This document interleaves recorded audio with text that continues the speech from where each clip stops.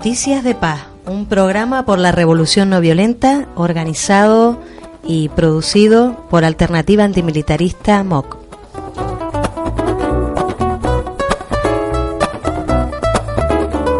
Un programa en Radio Guiniguada que también lo podrás escuchar en Radio Clara y en Radio Pimienta, todas radios libres y comunitarias, y también a través del iVoox.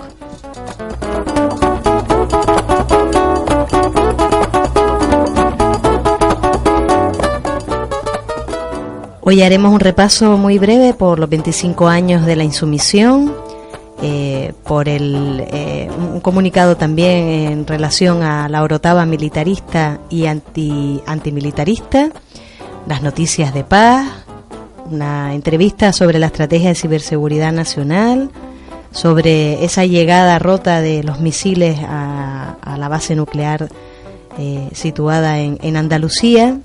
Comentaremos el proyecto internacional de objeción fiscal, los conceptos de no violencia, el acercamiento a mujeres por la paz, y todo aderezado con buena música.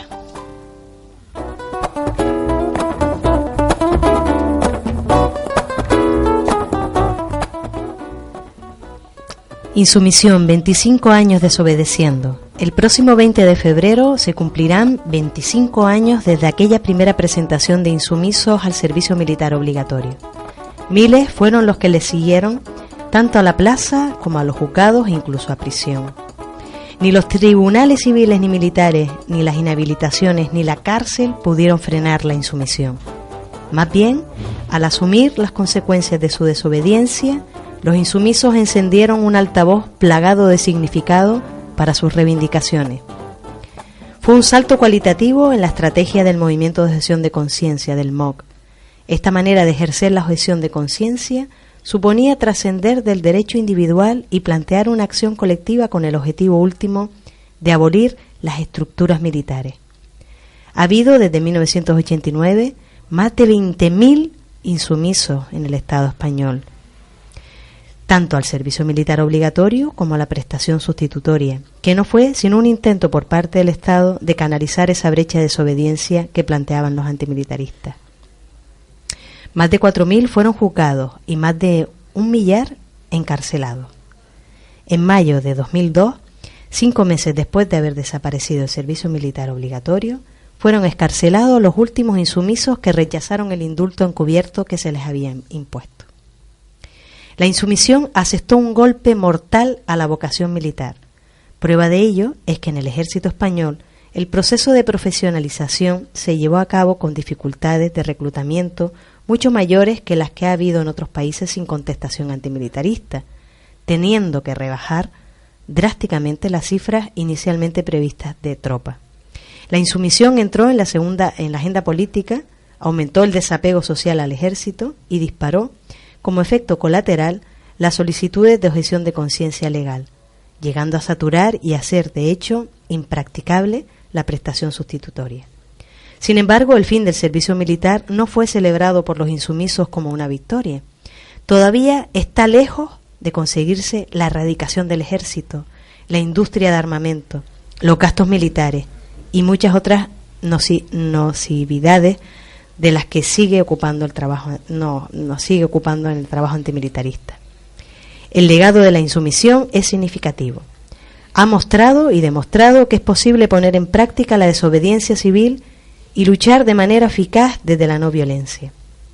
Ha servido de referente a muchos movimientos sociales que hoy en día se la plantean y la practican.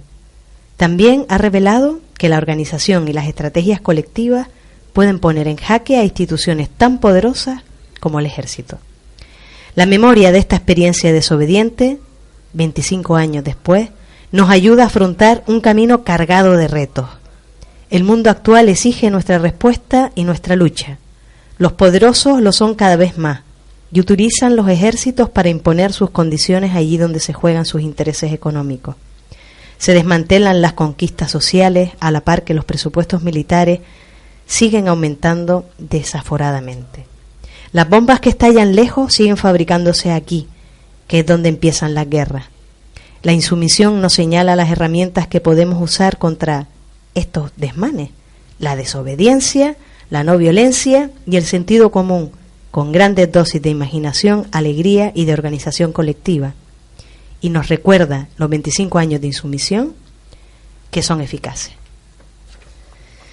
Bueno, este es el comunicado que estamos difundiendo desde Alternativa Antimilitarista MOV para celebrar estos 25 años, y en cada lugar, en cada territorio, pues habrá distintas acciones diferentes para poder celebrar esta memoria de los 25 años de desobediencia civil, ¿no?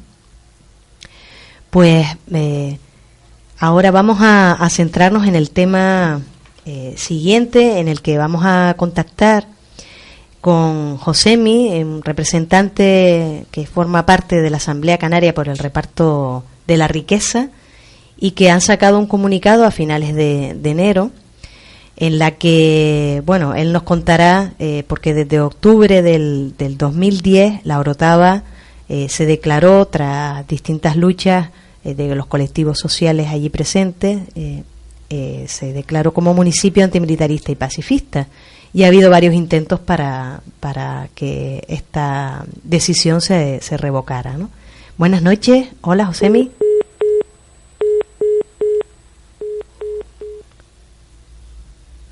Ha pasado mucho tiempito, lo teníamos ahí esperando. Vamos a intentar volver a contactar con Josemi, de la Asamblea Canaria por el Reparto de la Riqueza, que fue uno de los colectivos sociales que protestaron ante los desfiles militares organizados por Coalición Canaria, y que realmente convertían la Orotava, como tantos otros pueblos, en lugares pues de presencia militar para maquillar realmente su verdadero papel, ¿no? Y desde esta asamblea pues han hecho un comunicado porque ha habido un intento del Partido Popular de volver a la Orotava a ser un municipio militarista y bélico.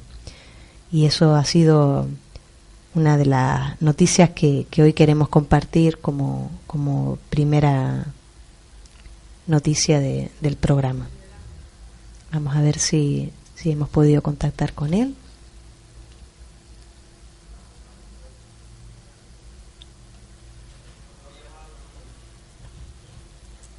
Vale, entonces vamos a poner un audio en la que la Asamblea Canaria por el Reparto de la Riqueza en Radio Pimienta nos explica el proceso y qué es lo que han hecho frente a esta situación que ha intentado el Partido Popular.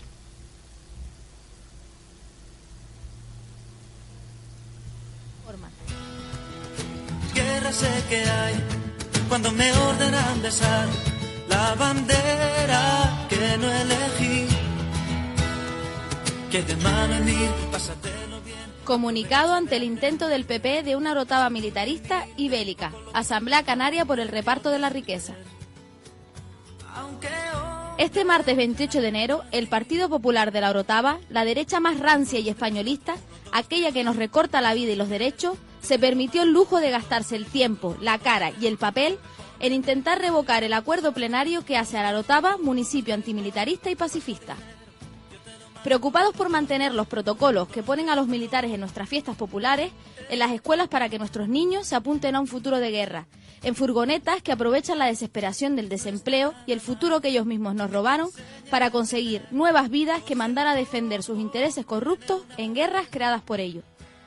El mismo Partido Popular, culpable como es de la miseria y la pobreza de este pueblo, que incumple sus promesas electorales, manteniendo la estructura de su partido a base de sobres con dinero negro, se permite el lujo de alzar la voz llamando injusticia a relegar a los militares a sus cuarteles y alejar sus ansias bélicas de nuestras aceras. La declaración de la Orotava como municipio antimilitarista y pacifista, tomada el 26 de octubre de 2010, fue producto de una campaña de diferentes colectivos sociales que protestábamos ante el anacrónico desfile militar organizado por Coalición Canaria, que convirtió el centro del pueblo en un cuartel que recordaba a los peores años del franquismo. En aquella protesta, primer paso de una campaña mayor, fuimos vejadas, maltratadas y retenidas por la Guardia Civil con el consentimiento del grupo gobernante. Luego, en una protesta en el Pleno, desde la Asamblea Canaria por el reparto de la riqueza y gracias a una moción de iniciativa por la Orotava, se llegaba al acuerdo histórico que hizo que la Orotava fuera el primer municipio antimilitarista del Estado. Poco después, el Partido Socialista sacó una campaña junto con el Partido Popular, indignados por el acuerdo, demostrando la nula diferencia entre ambos partidos, que tienen en la españolidad y en la defensa por las fuerzas de ese estatus forzados en Canarias su máximo icono ideológico. Amén de la defensa del capitalismo atroz que defiende sus propios intereses y el resto nos destroza la vida. Desde la Asamblea Canaria por el reparto de la riqueza queremos hoy festejar de nuevo la derrota de la sinrazón y el revocamiento del título y la práctica de antimilitar y pacifista de nuestro municipio, como antesala de otra sociedad y por ende del otro mundo posible por el que luchamos a diario. La Orotava, hoy y siempre, municipio antimilitarista. Asamblea Canaria por el reparto de la riqueza. Paso ligero, yo te lo mando, 1, 2, 3, 4, 1, 2, 3, 4, firme, ponte recto, no eres nada, muchacho. Muy bien, pues acabamos de escuchar el comunicado que mandó la Asamblea Canaria por el reparto de la riqueza y ya tenemos otra vez a Josemi. Buenas noches, Josemi. ¿Qué tal? Buenas noches, Colodi. Muchas gracias, mi niño, por poder participar de viva voz. Hemos escuchado en resumen el comunicado que ustedes nos mandaron, muy clarito, ¿no?, de esta situación que quiere el PP, bueno, como el PSOE también anteriormente, revocar, ¿no?, que sea este primer municipio de todo el Estado español denominado antimilitarista y pacifista. ¿Cómo fue esa lucha, Josemi? Brevemente explícanos qué presiones fueron las que hicieron para llegar a esta definición. Sí, un poco en la línea de lo que comentaba la compañera Jessica en el comunicado, ¿no?, en ese audio. Directamente hubo un desfile militar totalmente anacrónico, hecho por el área además de mayores del Ayuntamiento de la Orotava, donde no se le ocurrió otra cosa que hacer una jura de bandera para que la gente de la mayor pudiera volver a jurar con todos los militares en la calle, con el mando de tierra, bueno, un desfile que cortó del todo las calles del municipio, y ese fue el primer paso con una protesta que se hizo desde diferentes colectivos de Tenerife, desde Guanila, de la Asamblea Canaria por el reparto de la riqueza, gente de CGT, diferentes colectivos que ya veníamos trabajando en diferentes campañas antimilitaristas, y esa fue la primera acción. A partir de ahí, represión de la Guardia Civil, hubieron varias denuncias, nos maltrataron y nos dejaron en la calle, y a partir de ahí salieron diferentes campañas también denunciando el gasto militar, y se ocupó el Pleno varias veces con este tipo de denuncias contra un poco esa celebración del Ayuntamiento de la Orotava, y a partir de ahí se presentó la moción por parte de IPO también, donde fue redactada por diferentes colectivos que habían participado en la campaña, y digamos que sonó la flauta, ¿no? A partir de ahí se aprobó la moción y se declaró la Orotava antimilitarista. Y eso ha tenido sus detractores, por supuestísimo, ¿no? Eso han tenido sus detractores habituales, como son el PP, y iba a decir sorprendentemente, pero desgraciadamente no tan sorprendente, una oposición muy muy fuerte por parte del Partido Socialista. Que realmente pues tienen el militarismo como una de sus dimensiones más importantes. Y ustedes lo asocian también desde la Asamblea Canaria por el reparto de la riqueza, a decir que mientras mantengamos con los militares este orden, pues es muy difícil realmente que exista la justicia, que exista el reparto de la riqueza, ¿no? ¿Qué reflexión es la que hacen ustedes uniendo el tema, digamos, antimilitarista con la lucha por la justicia? Sí, evidentemente, bueno, una de las campañas que la Asamblea Canaria lleva más al día es el tema de la renta básica de las iguales, y en esa línea, bueno, directamente una de las últimas campañas que estamos haciendo es el gasto militar para la renta básica de las iguales, y entra dentro de una campaña mayor que es el Plan contra la Riqueza de Canarias, que un poco lo que hace es visualizar dónde está la riqueza en Canarias, quién tiene el dinero, toda esa acumulación, y decir que ese dinero tiene que ir para las personas, ¿no? Que primero las personas antes de las grandes infraestructuras y antes del gran negocio del capital. Esta era una campaña más dentro de todo eso, que además venía desde atrás en el tiempo, en los últimos años, también en colaboración con gente del MOC y con gente ahí de Gran Canaria, y digamos que esta fue una de las campañas más sonadas por el hecho de que el Pleno sacará para adelante la moción que prohíbe del todo cualquier acto militarista en el municipio, así como desfiles, campañas de reclutamiento, campañas de difusión en los institutos y colegios. Y a eso un poco se agarraba el Partido Popular en esta moción, donde decía que era un gran agravio que el ejército y que los altos mandos no pudieran venir, por ejemplo, a la procesión del Corpus de la Orotava. Es todo un ejemplo para Canarias y para el resto de los pueblos y barrios, esa declaración, porque es el ejemplo más claro de lo que queremos para todo el mundo, ¿no? Zona de paz y zona desmilitarizada, y en concreto pues para Canarias estamos también en esa lucha. Pues muchísimas gracias, Josemi, y un abrazo. No, gracias a ustedes. Bueno, recordar las declaraciones del portavoz socialista de la Orotava, de Víctor Manuel Luis, ¿sí?, que decía que ellos eran claramente pacifistas, pero que pedían que se revocara el acuerdo porque decía que todo el mundo es pacifista y el ejército también lo es, ¿no? Incluso, ¿no? Estábamos flipando con esas declaraciones totalmente directas de declarar como ningún ejército puede defender nunca la paz, y evidentemente el ejército español ha dado muestras claras de ello, ¿no? Con lo cual vamos a seguir defendiendo esto, y desde la Asamblea agradecerle al Partido Popular que nos haya permitido volver a hablar de esto en los medios, volver a sacar otra vez la campaña y volver a dejar claro que los ejércitos no tienen ningún sentido, y que mucho menos tiene sentido el gran gasto militar que se está haciendo, el gran gasto social en lo militar, y que ese dinero tiene que venir evidentemente para las personas, y de exclusión social en Canarias sabemos mucho. Muy bien, muchísimas gracias, un abrazo muy grande. Gracias a ustedes, abrazo.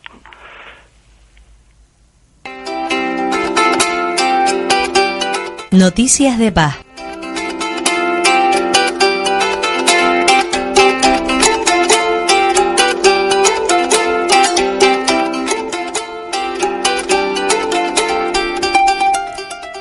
Noticias de paz, este espacio que comparten con nosotras las noticias más importantes recogidas normalmente en la página del colectivo antimilitarista Tortuga, la página web www.tortuga.org, donde nos hacen un repaso por la actualidad antimilitarista y militarista.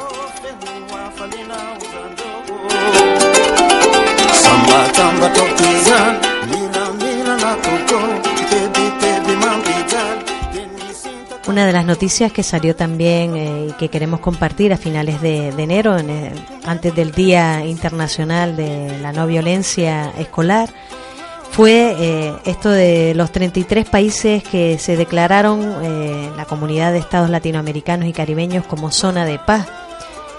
Fue en la segunda cumbre de la Comunidad de Estados Latinoamericanos y Caribeños, arrancó en La Habana, en Cuba, con la asistencia de presidentes y representantes de los 33 países que integran el bloque, que son todos los del continente americano menos Estados Unidos y Canadá. En esta reunión se produjo una histórica proclama de América Latina y del Caribe como una zona de paz, y la decisión fue firmada pues por toda la gente que estaban allí, representantes de los países miembros en esa segunda cumbre de la CELAC. Esta declaración pues tiene distintos contenidos, y uno de ellos es la vinculación directa a la importancia de la construcción de la justicia social como un elemento básico para la paz. Ahora pasamos a continuar acercándonos a estas noticias de paz, noticias militaristas y antimilitaristas, de la mano de Adrián. Muy buenas noches. Buenas noches, Coldovi. Hola, ¿cómo estamos? Muy bien, ¿y vosotros por ahí? Bien, bien. Me alegro. Muy bien. Pues Adrián, cuéntanos. Sí, pues, bueno, empezamos porque el Gobierno ha aprobado un Real Decreto que autoriza la exportación de gobierno a gobierno en materia de defensa. Es decir, ha establecido la posibilidad de que el Gobierno de España, el mismo, que firme contratos con gobiernos extranjeros, mediante los cuales nuestro Ministerio de Defensa gestiona, en nombre del gobierno extranjero, todo esto es un poco lioso, la compra de un determinado material de defensa. O sea, un material que, lógicamente, nuestro gobierno encargará a empresas armamentísticas españolas. Es decir, que va a poder gestionar con gobiernos extranjeros nuestro gobierno en vez de la empresa, ¿no? Actualmente hay muchos gobiernos que exigen, a la hora de comprar armamento, establecer un contrato con el gobierno del país del cual este procede. Y así, bueno, pues se evidencia, si no es que el hecho de que el actual ministro de Defensa, si no se evidencia ya con el hecho de que el actual ministro de Defensa, Pedro Morenés, sea un ex consejero de empresas de armamento, que este ministerio cumple funciones de comercial de la industria armamentística.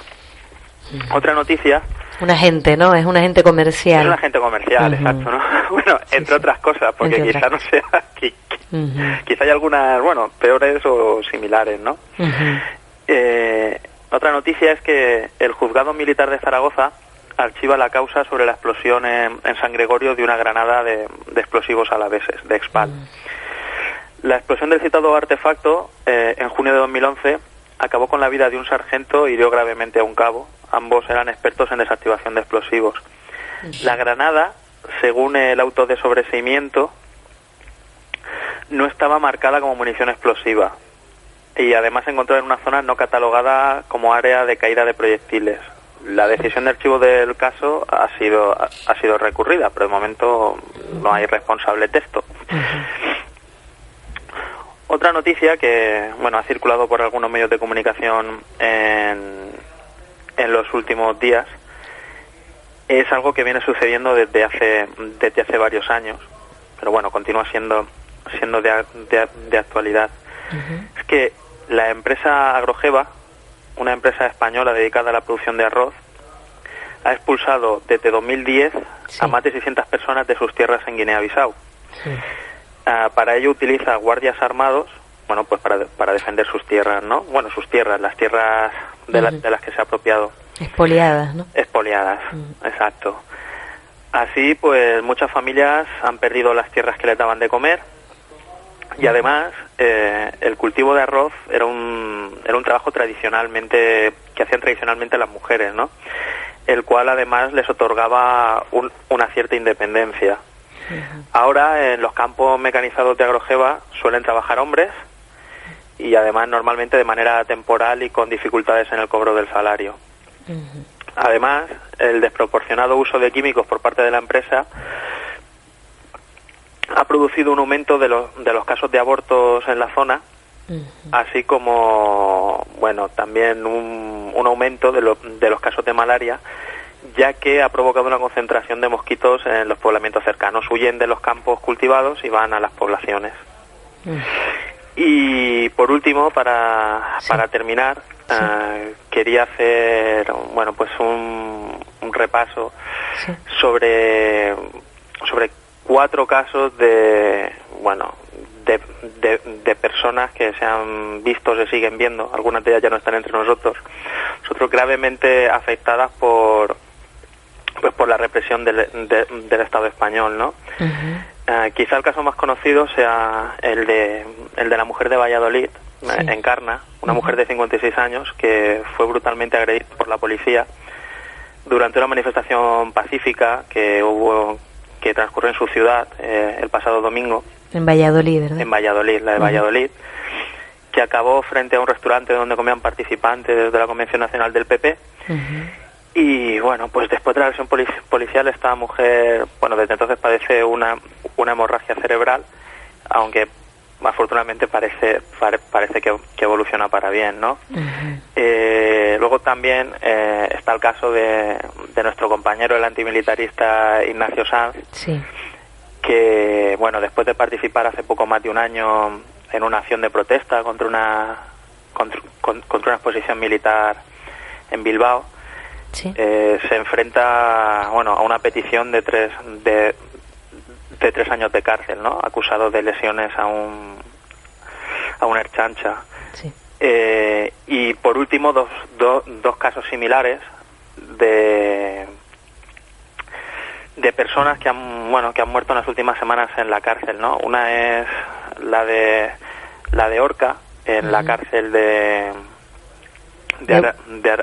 Aranjuez, y otra la de un chaval de 25 años que falleció hace poco en la cárcel de Burgos. Y en ambos casos pues se está denunciando pues el abandono de la asistencia médica para estas personas, ¿no? Pues la cárcel, ya bastante con que suponga la privación de la libertad, que es lo que supone legalmente, como para que también suponga la privación pues del derecho a la sanidad, ¿no? Sí. Pues muchas gracias por ese recuerdo concreto de los rostros y de las personas que están sufriendo más directamente el militarismo y el control social, ¿no? Pues muchas gracias, Adrián, también por el resto de las noticias, y podemos seguir leyendo de una manera muy actualizada en la web de tortuga.org estas noticias tanto de paz como de guerra, ¿no? Como de guerra, como nos están militarizando. De guerra y de violencia. Eso. Pues un abrazo muy grande. Un abrazo, gracias. David. Ponemos ahora un tema musical que lo hacemos de alguna manera como homenaje a Juan Gelman, un poeta que falleció también hace poquito, con un trocito que el Taller Canario de la Canción pues recogió de uno de sus poemas: como una hierba, como un niño, como un pajarito, nace la poesía, la torturan y nace, la sentencian y nace, la fusilan y nace.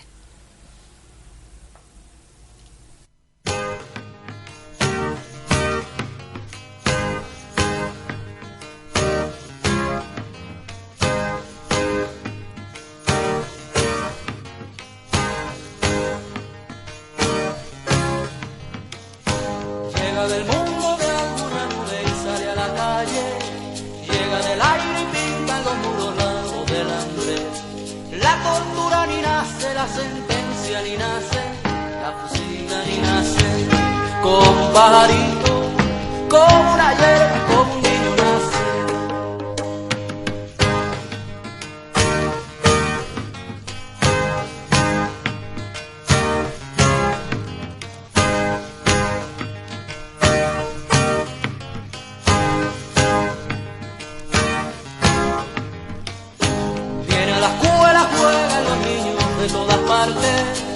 De los árboles, hojas y frutas, esa incansable.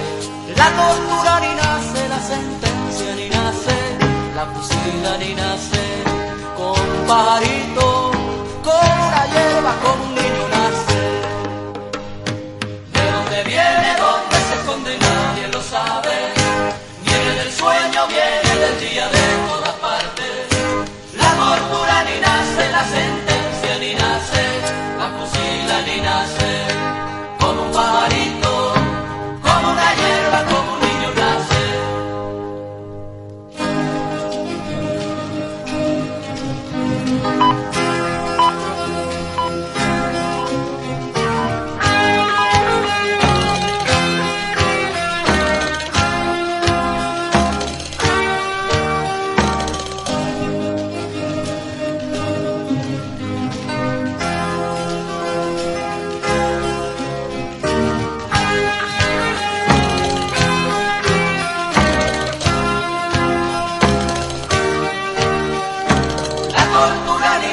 La sentencia ni nace, la fusilan ni nace, como un pajarito, como una hierba, como un niño nace. La tortura ni nace, la sentencia ni nace, la fusilan ni nace, como un pajarito, como una hierba, como un niño nace.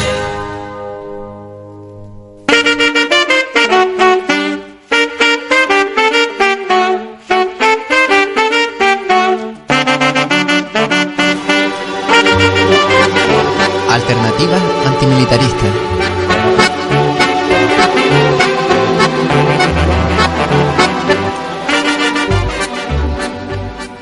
Con los compañeros de Utopía Contagiosa empezamos hoy también a compartir esta sección amplia de alternativas antimilitaristas, conociendo un poquito más algunos elementos de esta militarización de nuestra sociedad. Hoy vamos a conocer un poquito más la nueva estrategia de ciberseguridad nacional que sacó ya un documento oficial el 5 de diciembre del Consejo de Ministros, y vamos a hablar con ellos sobre este tema. Muy buenas noches. Hola, buenas noches. Muy buenas. Pues nos cuentan un poquito este documento, cuáles son las líneas más importantes y cuáles son aquellos elementos que sería buenísimo que conociéramos. Bueno, es un documento que llama mucho la atención por muchos motivos, ¿no? Pero fundamentalmente la primera pregunta es ¿para qué se necesita esta estrategia de ciberseguridad, ¿no? Preguntarnos por cuál es el problema que desde una perspectiva de la seguridad pues obliga a hacer una estrategia del Estado para responder a esto, ¿no? Entonces el documento en sí establece una serie de riesgos y amenazas, los llama así, que obligan a establecer esta estrategia. Si miramos estos riesgos y estas amenazas, pues la cosa parece un poco alucinante, ¿no? Nos dicen que existen riesgos para la ciberseguridad que se enumeran, que son los estados extranjeros, las causas técnicas, los fenómenos naturales, el hacking, los conflictos, el crimen organizado, las amenazas internas, el terrorismo, el sabotaje, los individuos aislados, la delincuencia, el espionaje, organizaciones terroristas. Si te fijas, algunas las repiten varias veces. Parece que se han quedado con un capítulo que les parecía poco contundente y entonces repiten. Y hay algunas que son muy llamativas. Es decir, la amenaza para la ciberseguridad del Estado es, por ejemplo, las causas técnicas que no se sabe qué es, o los fenómenos naturales, ¿no? O los hackers, o lo que llaman amenazas internas, que nos lleva de nuevo a la concepción de que hay un enemigo interno. Bueno, estos serían, digamos, como las cosas que les hacen reaccionar creando una estructura de ciberseguridad. ¿Y en qué consiste esto? Pues consiste en que varios centros coordinadores que existen, en concreto hay 4, uno que pertenece al Cuartel General del Ejército, otro que pertenece al Ministerio de Defensa, otro al Ministerio de Industria y un cuarto centro que pertenece al Ministerio de Exteriores, me parece, no, de Interior, pues se coordinan para proteger la ciberseguridad. Esta coordinación lo que intenta es que las infraestructuras básicas de información y telecomunicaciones del Estado pues puedan reaccionar frente a ataques de ciberseguridad y que las empresas se encuentren ciberseguras también. Hay una confusión de intereses públicos y privados, ¿no? Sí. Porque el Estado tiene que responder a los ataques privados de las empresas. Bueno, en definitiva, el documento lo que viene a establecer es una coordinación de instrumentos estatales para esto que llaman ciberseguridad, que es un invento, es decir, que no defiende nada que sea estimable defender, pero que supone gasto militar, que va a estar escondido en 4 ministerios al menos, en el de Defensa, bueno, en 3 ministerios, el de Defensa con el Cuartel General del Ejército y Ministerio de Defensa, el centro del de Interior y el centro del de Industria. Se va a gastar un dineral y lo más importante, hay 300 empresas que ya están frotándose las manos porque van a ser las que consigan las ayudas para todo este negocio. La ciberseguridad aparece entonces como una nueva manera de intentar configurar un enemigo, dado que los tradicionales se nos han acabado, como una buena excusa para camuflar gasto militar, como una manera de promocionar nuevo gasto militar y como una forma de negocio para al menos 300 empresas muy importantes, algunas de ellas que ya se han aprestado a ayudar al Estado en esta estrategia de ciberseguridad. Esa ciberseguridad del Estado probablemente no sea nuestra ciberseguridad. Nosotros no estamos más seguros porque ellos se dediquen a controlarnos de forma en el ciberespacio y todo eso. Al contrario, estaremos, y ya se demuestra en las actuaciones que tienen diversos estados, menos seguros. Impresionante, una vez más, ¿verdad? La capacidad que tienen para hacer un maquillaje y una venta de moto total, planteando que esto tiene que ver algo con la seguridad de todos y de todas, ¿no? Que no tiene nada que ver, ¿no?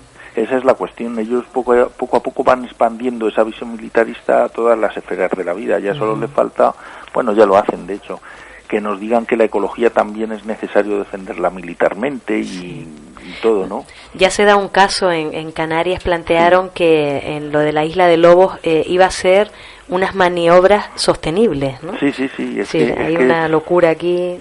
Es así, es como la expansión de toda la mentalidad militarista a todas las cosas, además dándonos a entender que es que estamos amenazados por riesgos indefinidos, nos puede pasar cualquier cosa, y menos mal que están los militares y todo el gasto que justifica todo este tinglado, por si acaso nos pasa cualquier cosa. Y luego, si uno se fija, todo lo que nos puede pasar no tiene que ver con ellos. Y cuando tiene que ver con ellos es precisamente porque son los que nos pueden agredir. Son la amenaza, ¿verdad? Sí. Muchísimas gracias. Más información de este tema y de muchísimos otros aspectos muy interesantes en la página de Utopía Contagiosa. Un abrazo. Venga, a ti. Continuamos ahora con otra entrevista que vamos a hacer a Cristóbal Orellana, que es de Rana, de la red antimilitarista andaluza, que él nos va a contar de primera mano pues una noticia que ha llegado, que el 11 de febrero llegan unos misiles y unos destructores americanos a la base nuclear de Rota. Esta es una noticia que, como tantas otras, nos están escandalizando muchísimo. Ya la base ha dicho en declaraciones el almirante jefe de la parte española de la base nuclear de Rota, Cristóbal González ayer, que el primer buque destructor con misiles a bordo llegará este próximo martes 11 de febrero a Rota, ¿no? Y plantea pues que ya esta base está bien preparada, que están que está toda la base ampliada, el puerto, la remodelación de los edificios que albergarán al personal del Estado Mayor, del escuadrón, es decir, una cantidad de gasto militar también en relación a este tema, ¿no? Y lo vamos a contar desde la voz de Cristóbal de Rana, la red antimilitarista andaluza. Buenas noches, Cristóbal. Hola, buenas noches. Muchísimas gracias por atender pues este llamado a hacer una información más profunda sobre la llegada de este primer destructor americano con misiles a la base nuclear de Rota el 11 de febrero y también para que nos cuentes un poquito en qué consiste esa llegada y también cuál está siendo pues la respuesta que se está dando desde Andalucía y desde el resto del Estado español. Bueno, pues la llegada consiste pues en el ingreso de un nuevo buque, un gran buque de guerra, como es un destructor norteamericano, que lleva a bordo esta nueva modalidad sofisticada de hacer la guerra, que es el escudo antimisiles, Uh-huh. Forma parte de la estrategia nuclear norteamericana en el Mediterráneo, de contención contra otras armas nucleares, como es el poder nuclear de Rusia, ¿no? Uh-huh. Y básicamente van a llegar alrededor de 400 militares norteamericanos a la base de Rota, van a quedar allí instalados y cuando reciban orden de movilización pues zarparán, no sabemos con qué destino, a hacer sus maniobras o sus guerras o sus tareas de vigilancia militar en el Mediterráneo, etcétera, ¿no?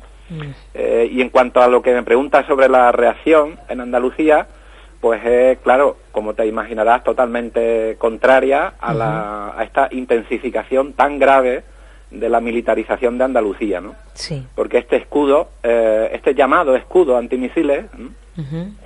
en realidad nos convierte sobre todo la bahía de Cádiz, en un blanco militar, ¿eh? Esto significa que otras, valga este lenguaje, otras potencias enemigas, Sí. pues van a tomar este punto geoestratégico como un blanco posible en caso de conflictos generalizados en el ámbito del Mediterráneo, ¿no? Sí. Por estas razones el rechazo aquí es muy grande, ¿no? Y después hay mucha complicidad, el rechazo por una parte de la gente, de las organizaciones sociales, políticas, sindicales, de la mayoría de ellas, pero después hay mucha complicidad también de alguna gente de determinados partidos políticos, ¿no? Y determinadas organizaciones que lo que hacen es frotarse las manos de alguna manera con la llegada de este gran potencial, como tú dices, destructor de la vida, ¿no? Efectivamente, hay algunos partidos, sobre todo el Partido Popular y el PSOE de Andalucía, que están justificando este escudo antimisiles y están vendiéndolo a la población, engañando a la población, diciéndoles que el escudo va a crear mucho trabajo aquí en la bahía de Cádiz, Uh-huh. donde el índice de desempleo es muy, muy fuerte, Sí. Claro, la gente de aquí, cuando oye que el escudo antimisiles podría crear algún puesto de trabajo, Uh-huh. entonces, digamos que empieza a ver bien el escudo.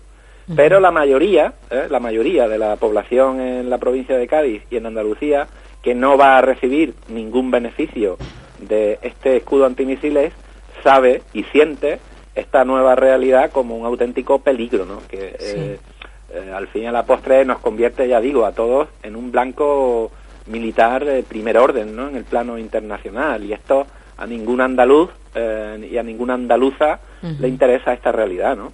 Sí.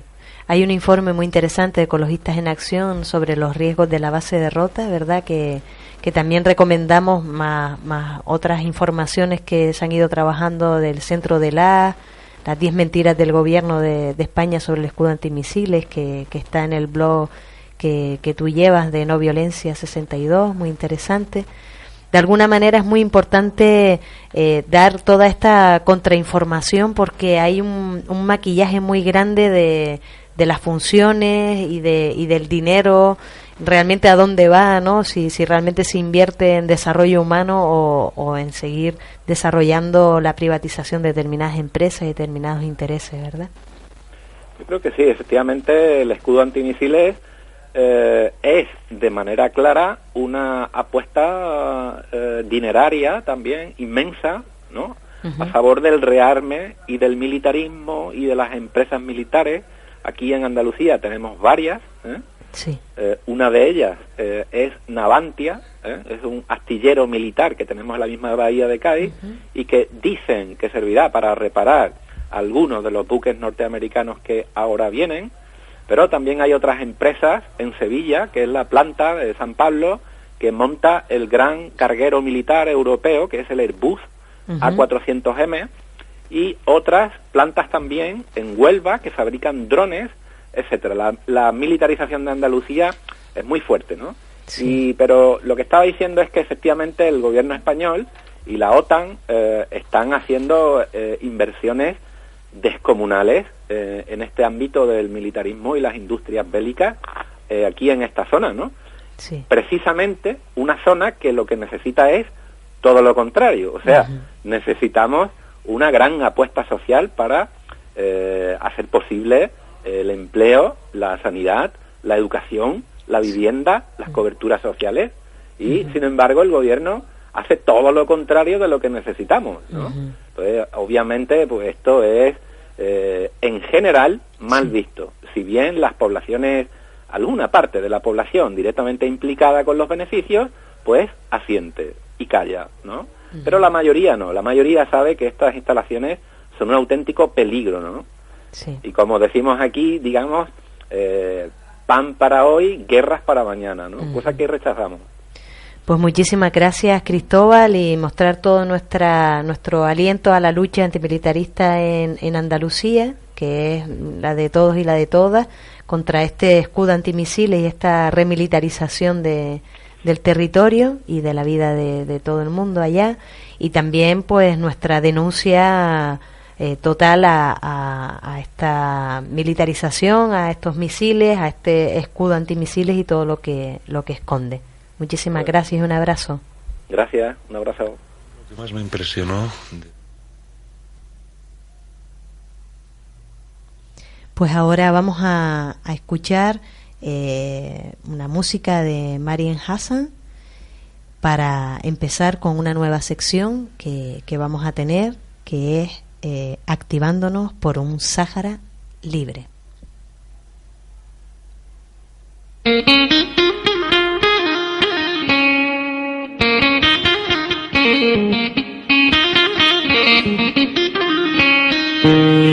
قوموا يا الفنانة يا صوات الجماهير فيديكم لمانا ولا مانا حمل كبير.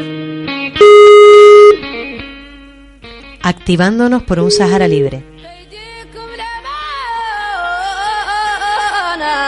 لمانا حمل كبير فيديكم لمانا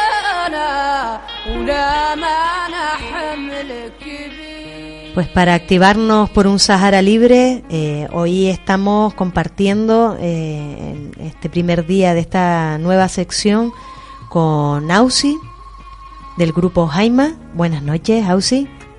Hola, buenas noches. Muchas gracias por invitarme a estar en este espacio. Oye, a ti, muchísimas gracias por todo el trabajo solidario y de lucha por Sáhara Libre y por muchas otras dimensiones, por los derechos y las libertades.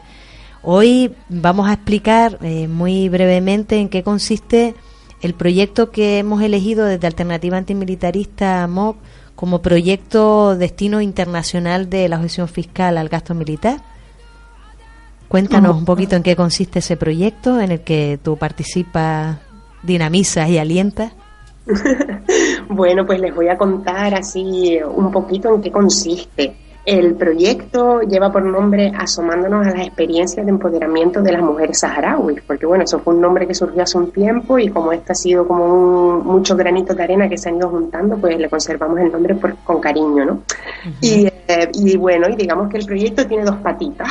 Entonces, una patita responde a las necesidades que nos demandaron las activistas saharauis en los territorios ocupados cuando hicimos el viaje en junio de 2013 para la tercera conferencia de apoyo a la resistencia pacífica de las mujeres saharauis.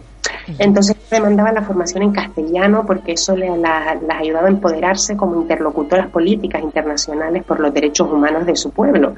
Y dada la circunstancia de conflicto y de que las asociaciones pro-saharauis, ¿no?, pro derechos humanos son ilegales, ¿no?, por las autoridades marroquíes, no se puede hacer lo que conocemos como cooperación tradicional, de que tú tienes una contraparte, ¿vas?, les das formación y demás.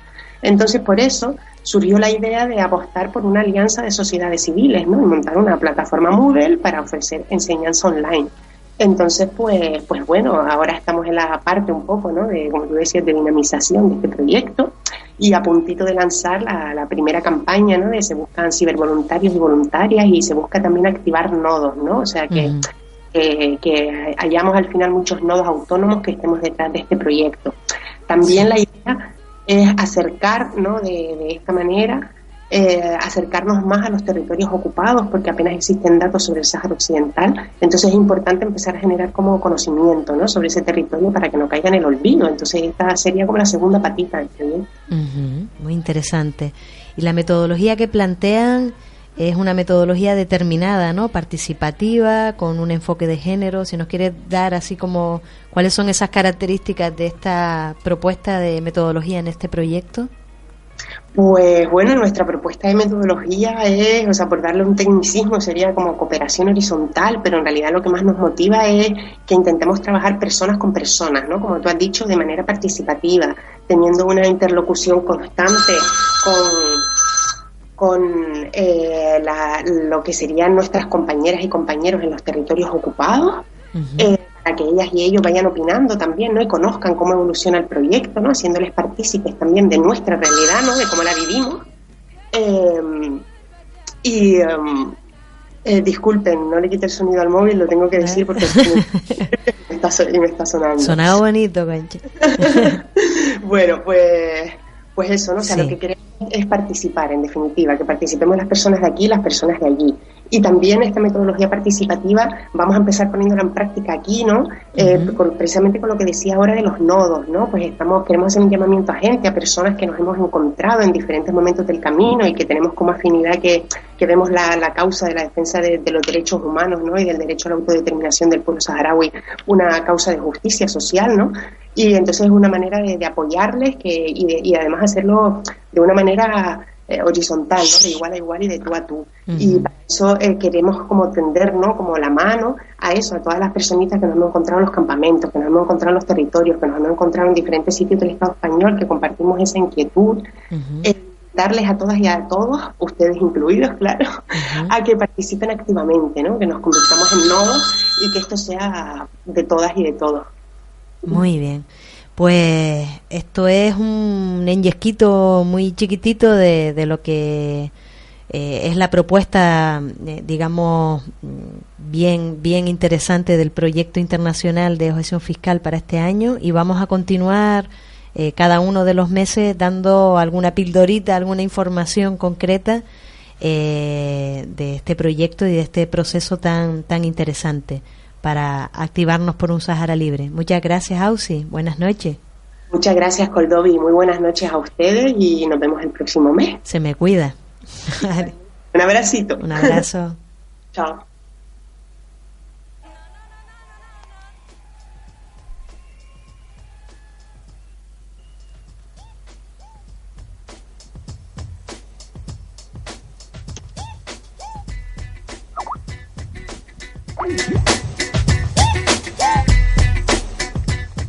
La no violencia hablando claro.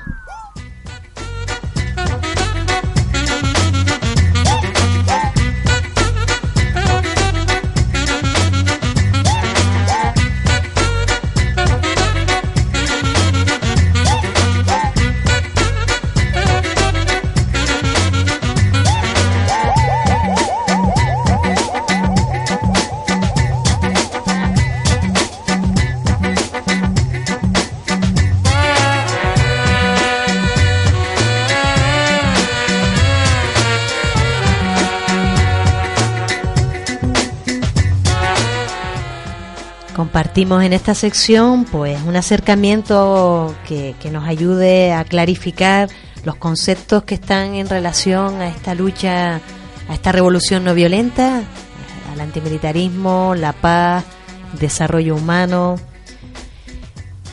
Y lo hacemos de la mano de Pedro, compañero de Alternativa Antimilitarista en la isla hermana de Tenerife.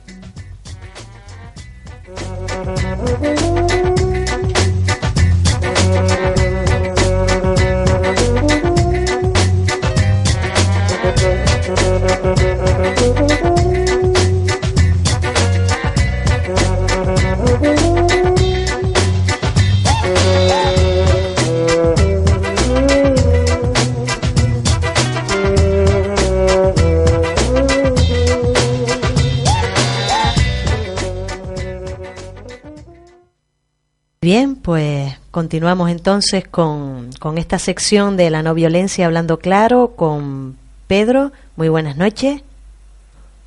Buenas noches, Coldovi. Buenas noches, ¿qué sorpresa nos tienes hoy?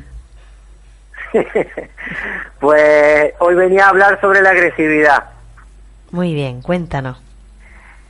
Entonces, bueno, vamos a ir haciendo una serie de preguntas, ¿no? Por ejemplo, si la agresividad sería lo mismo que la violencia, que es el concepto anterior que estuvimos trabajando el mes pasado. Sí.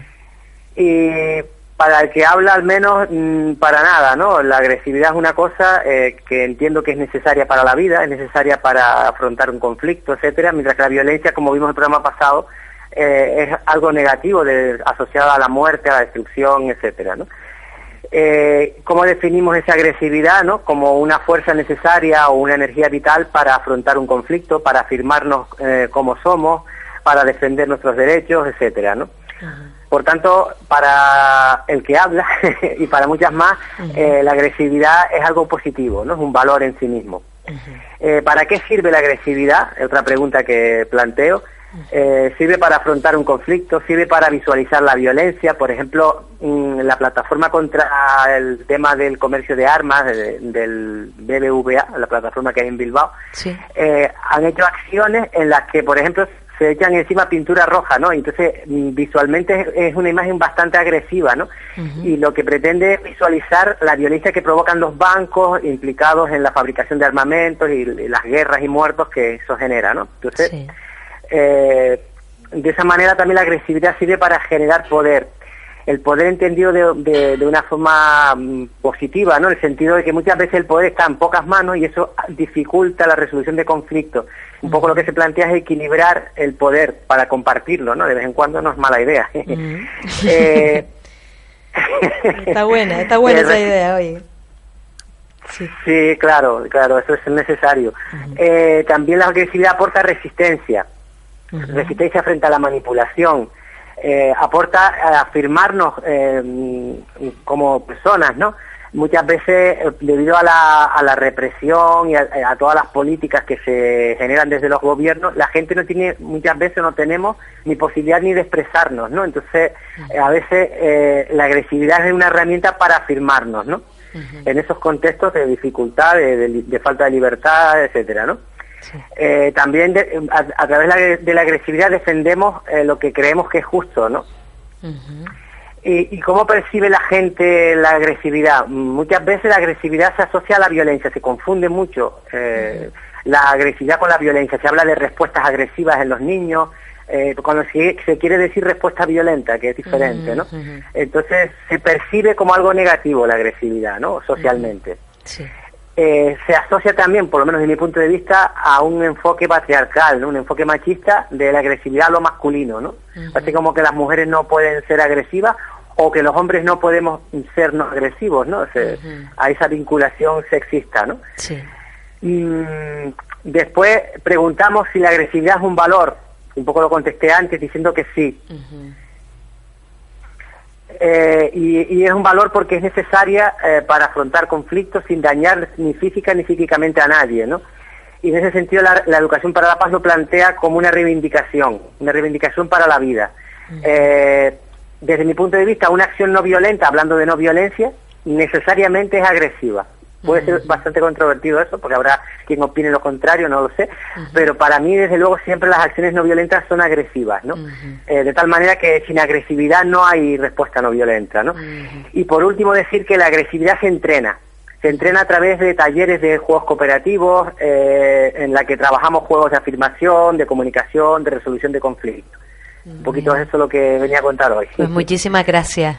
Un abrazo, que no sea así violento, pero sí agresivo. ¿Vale? Vale, Goldóvil, un abrazo. Hasta luego, muchas gracias.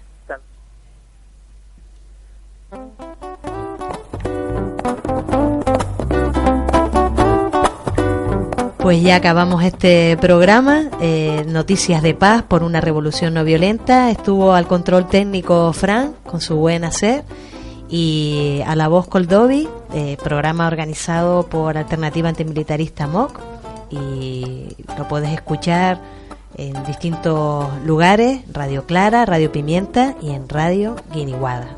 Un abrazo.